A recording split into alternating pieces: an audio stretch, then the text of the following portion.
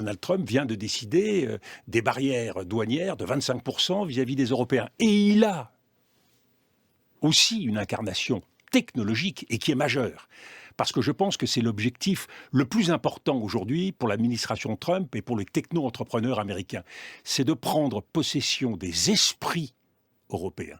Donc c'est la colonisation numérique qui, une fois qu'elle est réalisée, permet une vassalisation complète du continent européen dans une logique donc de prédation. Je crains que nous ne soyons plus du tout dans un moment. L'opposition qui a existé entre la France et d'autres pays et les États-Unis en 2003, c'était une opposition sur une vision du Moyen-Orient.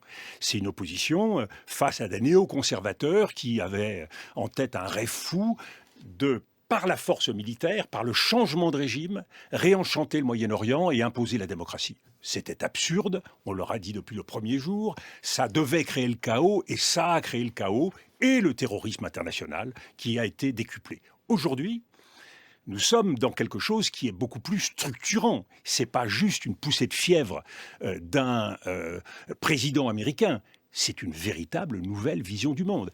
À travers à la fois un révisionnisme de l'ordre mondial, les États-Unis se retirent de l'ordre multilatéral, recherchent des accords bilatéraux avec un souci transactionnel, on fait des deals et on fait des accords à droite et à gauche, et tout cela se double d'une volonté impériale avec des choses qui nous paraissent impensables, comme mettre la main sur le Groenland, s'élargir au Canada, rebaptiser le golfe du Mexique en golfe d'Amérique. Donc vous voyez bien que c'est une transformation complète de l'échiquier international. Est-ce qu'il faut acter aujourd'hui, Dominique de Villepin, que